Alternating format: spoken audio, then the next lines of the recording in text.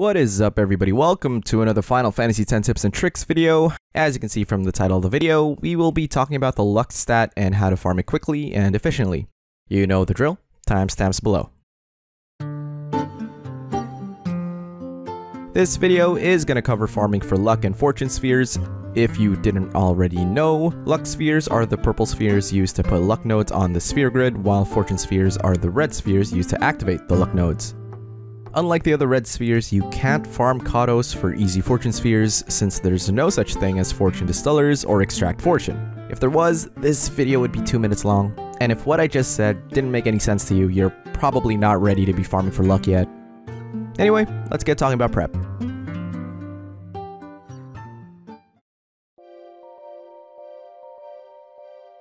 Stat-wise, make sure you're maxed out with strength, defense, and magic defense. It's all a part of making this fight super duper efficient.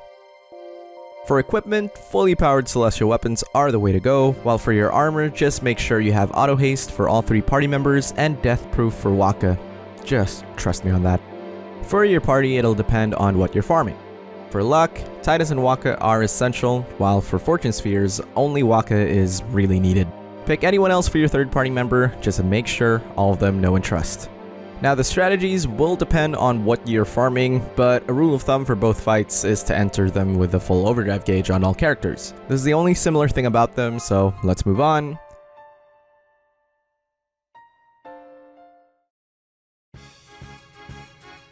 The only monster that drops luck spheres is Greater Sphere. He's an original creation that appears after you unlock 2 species conquest monsters. He battles a lot like Spheromorph, if you remember him from the Makalani Woods, but he counters after every move. If you use physical attacks, he'll counter with Ultima. If you use an offensive overdrive on him, he'll counter with Hydraulic Press. He has 1.5 million HP, so even if you hit him for max 99,999 damage, it'll still take 16 hits to kill him. If you pair this along with him countering with Ultima after every single move, plus the animations for Ultima, this battle's gonna take a while. However, I did come up with a strategy which I think is pretty efficient because it allows you to beat Greater Sphere in 2 to 3 turns. My strategy covers 2 battles with the Greater Sphere back to back, or in other words, and to be clearer, 2 battles with Greater Sphere using my strategy will take roughly 3 minutes after taking into account the animations for starting and ending the battle as well, plus sifting through the Monster Arena menu in between fights. If it's still not clear, allow me to explain. Have Tidus and Wakka up in the front lines along with a third party member. Remember, all of them should have full overdrives. Set their overdrive mode to Victor, and if you don't have it, please look it up since I won't be able to go over that here. Once the battle begins, have Tidus and Wakka use their overdrives. Make sure Tidus uses Slice and Dice and Wakka uses Attack Reels. And like I said before, in between overdrives, he will counter with Hydraulic Press, but you don't have to worry since with max defense, he can't kill you with 1 hit. You will also be doing max damage thanks to your 255 strength stat, so these 2 overdrives alone would be enough to take care of him handily in about a minute, maybe even less. The efficiency comes with the next battle. As soon as the first battle ends, start the second battle immediately. You'll notice that Tidus and Wakka have their overdrive gauges at around 2/3 filled up by this point. This is thanks to the combination of Victor as an overdrive mode and the triple overdrive ability on your celestial weapon. Have one of them entrust to the other their overdrive gauge and have that character use their overdrive. Then with your third character, entrust their overdrive gauge to either Tidus or Wakka depending on who didn't get to use their overdrive first, and then have them use their overdrive.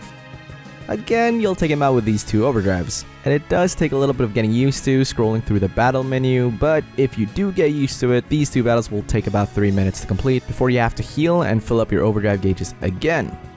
The quick way to fill up your overdrive gauge is to have all 3 party members still set on Victor, by the way, as an overdrive mode, and then have them fight the Dingo once or twice. If things go well, you can get about 20 luck spheres in under 18 minutes. This will obviously vary if you miss time attack reels or get ambush, or if you get dark matters instead of luck spheres, but this is the most efficient way I found to farm for luck spheres. Now the short answer as to why we need to alternate overdrives between Tidus and Wakka is to cut down on the animation time, and together they deal about 18 hits for max damage, just enough to take him out. Alright, enough with that, let's move on to fortune spheres.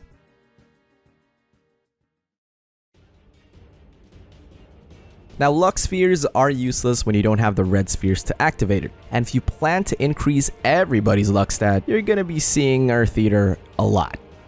Thankfully, the strat to beating him is quick and easy. I just want to put this out there, I did not come up with this strategy myself, but this strat is widely accepted by the Final Fantasy X community as the fastest way to farm Fortune Spheres. This is also where Death Proof becomes important. Normally, the way the battle goes is after hitting him with physical attacks, Earth Eater will counter with a punch that has Death Touch on it, so it has a chance to kill you with one hit. If you hit him twice with 2 max hits, you'll knock him down on his back, and the second phase of the fight begins. Every time you hit him now, he'll counter with Flare. Now on the surface, he may seem a little bit easier than Greater Sphere on account that he only has 1.2 million HP, but overdrives do half damage. So if you spend your time reviving characters to get knocked out, or have to watch him counter with Flare anytime you want to chip away at his HP, not to mention that he has a chance to use Ultima once it's his turn, the battle is normally supposed to take a really long time. That is why, as much as possible, we don't want to give him too many chances to counter, and we don't want to waste our time reviving our other party members. What we want is only Wakka alive. The rest of the party should be knocked out, and now you can see why only Wakka has Death Proof. Wait, really? Not yet? Okay, anyway, let's go over the strat. So we have to set Wakka with Loner as his overdrive mode, have 2 of your weakest characters beside him, and make sure they are not hasted. Hit him once with a normal attack and he'll counter by hitting any one of the party members randomly. Optimally, you want him to hit anyone but Wakka and pray that they get knocked out. Then use Wakka to take out the other remaining party member. And if ever he hits Wakka instead, don't worry, you have Death Proof, he can't kill you, but you are gonna have to take out your party members yourself. After that, hit him again with a normal attack, and instead of countering, he'll get knocked over. Once he's knocked down, use attack reels and make sure you get 12 hits. You'll be hitting for about 45 to 50,000 per hit, or essentially half of the max damage that you could do, even at full strength. He will end up countering with Flare, which you can pretty much tank because of your max magic defense. Now the next step is to use attack reels again, and in order to get another full overdrive gauge while your 2 other party members are knocked out, just defend with Wakka and watch that overdrive gauge fill up by itself. Hit him again with another round of attack reels, and that'll take him out pretty easily. Now the best part about this strat is you can start the battle immediately after finishing the first one and use the exact same strat.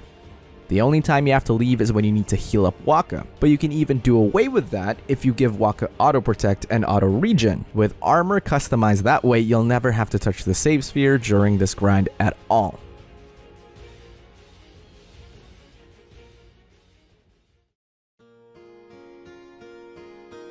Now for the luck farming strat, I know it sounds like a lot to keep track of, but it really is just a rhythm. But considering that luck nodes are shared among all of your characters, meaning once you put one in an empty node in the sphere grid, that empty node is filled up with the luck stat for all of your characters' sphere grids, meaning you only need one set of luck nodes in order to benefit the entire party. But like I said, you're gonna have to keep coming back to Earth Eater if you want everyone to have high luck, because you are gonna repeatedly need the red fortune spheres to activate those luck nodes. So essentially, once you have enough of the luck nodes that you need, you never have to see Greater Sphere ever again. For Fortune Sphere farming, this strat has been tried and tested. I've timed it, I've compared it with other strats. It is the fastest way to go, but there are a few cons that I found, but more like minor issues rather than full-fledged cons. One is the setup time, which although it really isn't that bad, especially if you're going for luck, because I really suggest going for luck as your final stat. You just need to make sure Wakka has the right armor equipped. It'll take a bit of extra effort to get the equipment set up and acquire Loner if you haven't already. And like I said with Victor, if you don't know how to get a Loner, just look it up. I can't really explain it right here. The other con that I found is this strategy won't be super friendly if you want to max out everyone's luck stat, because the higher the luck of the character, the harder it is to hit. So the battles do get a little bit more annoying the higher your luck stat is for the rest of your party, but those are just some very, very minor annoyances that I have with the strat. But really, other than that, it is still the most recommended strat that I propose, especially that you don't really need to max out your luck stat to beat every single monster in the game. So if you can get your luck to about 120 to maybe 130, you can pretty much comfortably beat every single boss in the game. No problem.